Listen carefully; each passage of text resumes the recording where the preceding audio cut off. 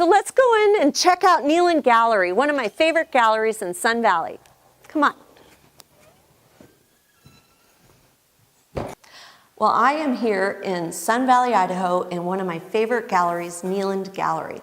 And I'm also here with Robert Moore, one of my favorite artists, and he's a dear friend of mine. And last night you had the opening reception, artist reception, along with Stephen Lee Adams for the big gallery walk. And the Christmas show is always one of my favorite times of year. And how'd it go last night? It was great. It's always good to be up here in the winter because it's so beautiful and a lot of people, and I was able to come up, bring my family and see Stephen once a year, and you. It's always a great time of year. I know, and you're a crowd pleaser. You're just so interesting. And how did you go from living on a farm as a little boy to becoming a renowned artist? Well, growing up on a farm, it was all physical. It was always outdoors. I'm in there with a shovel running from field to field, hauling hay. Everything was seed time and harvest, basically. So I'm outdoors and I'm responsible for the work I put in as the harvest I'll get back, and that's work ethics. And I wanted to be outdoors. I started pre-law, and I said, "This isn't for me. I want to be outside. Where can I be where I can be fishing or hunting and working at the same time?" And, in my naive mind, I said, "Well, I could be an artist." So I didn't know any better. So that's the direction I went, and oh, that's wonderful. Never stopped. And then you went from Idaho to Los Angeles to Pasadena, and art center. This little Idaho boy ended up in basically Los Angeles. How did that feel? It was awkward, to say the least. It really was culture shock. I'm sure I was a treat for the people down there, but I made it through it, and as soon as I graduated, then it was back to Idaho. Back to Idaho, and then he's married and 6 children? Correct. And I am so impressed that he has been able to have this flourishing career and raise 6 wonderful children along with his beautiful wife, and on an artist's income, and that's always really impressed me. Is there a trick to that? Any tip you can share with us? How have you made that happen? Well, the best part of that was that I didn't get married until I was 32, so I was able to take the lean times, the starving artist period of my life, and not have to drag my wife and children through those times when it was very, very lean. So Robert, another thing that I think is really intriguing about you is you are ambidextrous and colorblind. And okay, so you're this young man from Idaho, moved to Los Angeles. You're ambidextrous, which could be a good thing or it could be challenging at times, like how do you know which hand to work with? And then you're colorblind, and your work is so colorful and so vibrant. Tell us how you work through all that. Okay, I'll start with, after my initial teaching degree, I first got a degree from Eastern Oregon, and I went back home and taught high school for 1 year of eternity. Oh. But while I was there, I played basketball, the City League basketball, and I got undercut and broke my left wrist. Oh. So, but I had a show coming up, so there's a verse that I have memorized that talks about all things work together for good. I love that verse as well. And so I kept working, and I switched to my right hand. My left hand was in a cast, couldn't use it. So I found out during that process that my handwriting was better with my right hand. And also there are natural arcs and natural strokes that are opposing with left to right hand. So you think about a church organist, they're playing with both hands and both feet, doing 4 different things What's at that the same called? time. It's just Amazing. It's amazing. yeah. So that was just a matter of time and doing it year after year, and so that turned out to be a good thing, because when you're drawing, it helps with alignment and seeing the different sides of the form, and it just developed into something.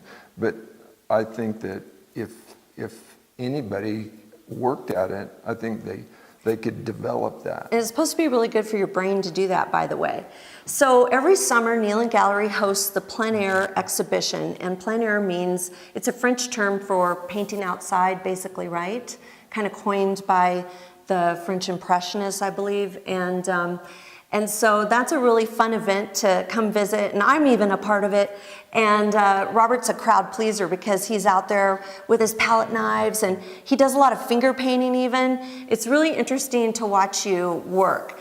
But you usually have an apprentice with you as well. And as you were saying, you're a teacher at heart, and so you always seem to have a young up-and-coming artist that you're helping and training, and they're always such nice people. But they do help you, because of being colorblind, to lay out your paints in the correct order every time. Is that right? Would you elaborate on that for me, please? It basically is because of both of those circumstances, being ambidextrous. So I've got gloves on each hand, and I'm constantly using both hands, have a different tool. And when I'm painting, it's valuable time. So I don't want to take time to clean my brushes or wipe the knives off or grab the tool or scrape the palette. All those things take time, and it's just not my temperament. Right. So right now, for instance, my daughter graduated from Utah State in design, but she's my apprentice. She wanted to see what that's like. That's so wonderful. So she goes with me, and there's a trash can lined with caulking tubes of different colors. Yes. And I'll tell her, give me the secondaries. So she'll give me one at a time, and I'll put those out, squirt them out on my canvas, and then work it, and then get the knives, and then I just throw them down, and she grabs another set and wipes those, use a brush. It's really throw it interesting to down. watch. Yeah, and your palette's huge. That's the other thing that's really fun watching him paint is most of us, when we're out there plein air painting, we have small pochade boxes. It's another French term. But they're a little larger than a cigar box, which was the original invention, again, from the Impressionists. They used cigar boxes to carry their paints in, and French easels. But Robert, what is your pochade box? My pochade box is a 3-foot plate of 1/4-inch glass. Yes. And it's because the color blindness, Yes. it's like a Monopoly board. For when I was young, I played Monopoly, and I knew where Park Place was, and St. James, and the jail, and so I know that's great. Yeah. where the colors Exactly. are. But when you mix the colors, then because of the chemistry of them, sometimes one hue will dominate. So I might mix a red and a green, and that's where my daughter, my apprentice, comes in, because I'll have this neutralized hue, but I won't know whether it goes over here or over there. So she'll scrape up that neutral color and put it in the appropriate hue position. So if I need, in my mind, I'm always adding Yes.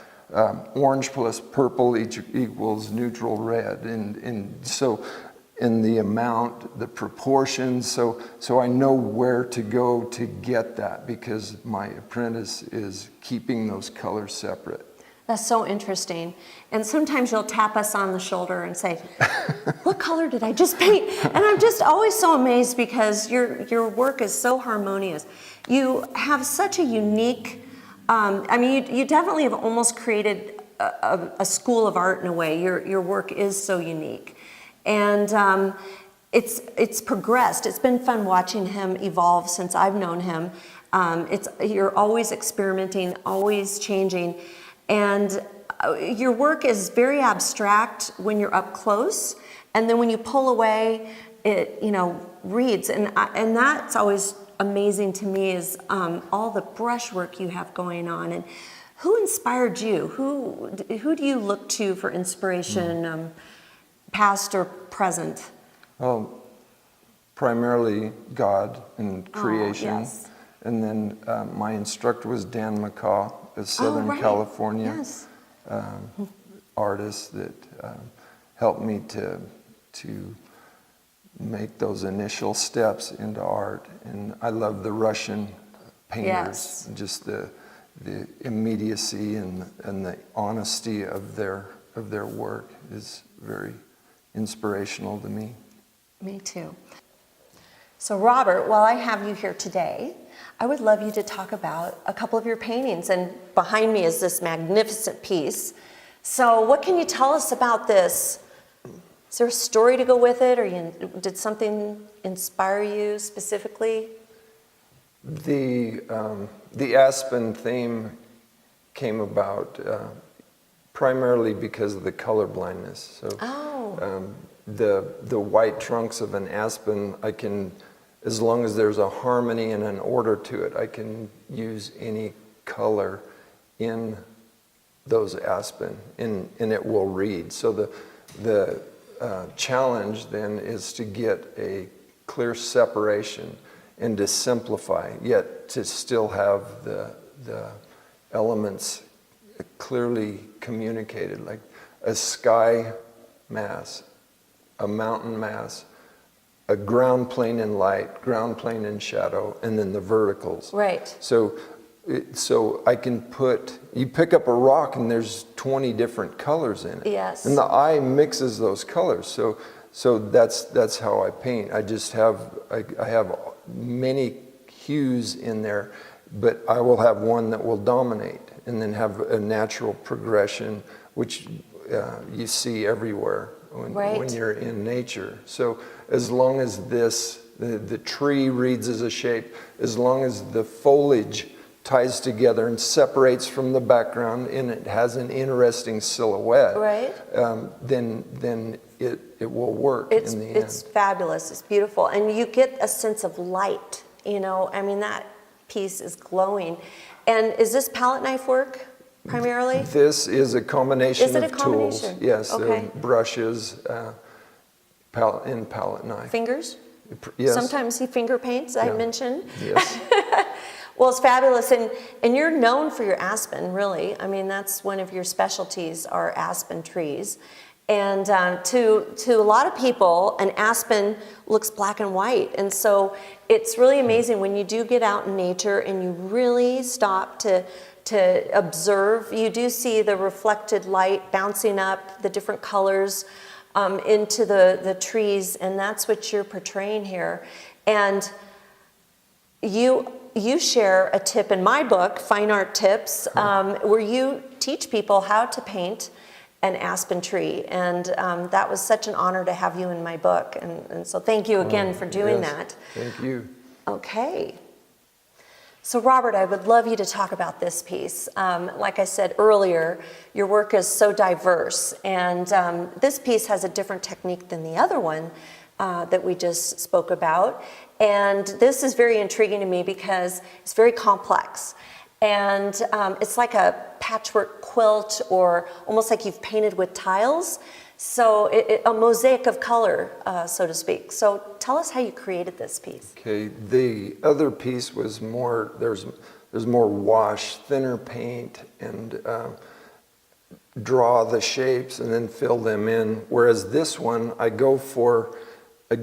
squirt the paint out in my head, mixing in my head. On the canvas itself? Right on, and the canvas is horizontal, not vertical. Okay. And I get the progressions of colors. I get the harmonies and the progressions.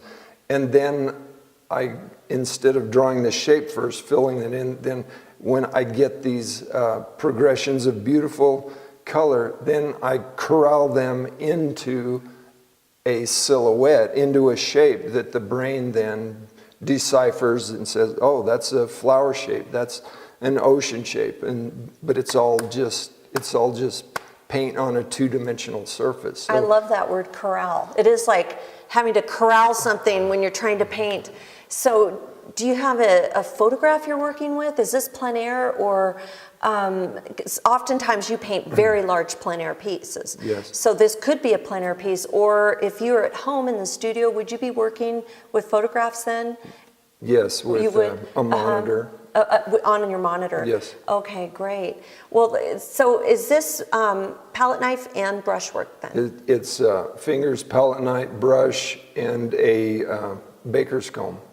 Oh, so show us what you do. Like, what's the Okay, action? so- Give us a little. I squirt the paint out, and then with my fingers, I'll work those progressions of color. Then the surface is not right, so I'll grab the palette knife and I'll work those surfaces, and then to get a harmonious texture and some of the feel of it with the comb, I'll take and look at my image and say, okay, there's a lost edge there, a soft edge, hard edge, and then I'll take that comb to lose the edges, or a brush to So lose the edges. interesting. That's fabulous. Well, I'm excited for you to come back out this summer, and folks can come watch him paint at the Kneeland Gallery Plein Air Exhibition, which is in August, I think, the Yes. first weekend or so of August. And I always look forward to seeing you, Yeah. and you're a crowd pleaser and good friend, and it's so wonderful to have you here. Thanks for your time today. Thank you, I know Lori. you have a drive back to Declo, is that right? Declo, that's Declo, correct. Idaho. So thank you so much, Robert. Yeah, thank you. Safe travels. Thanks.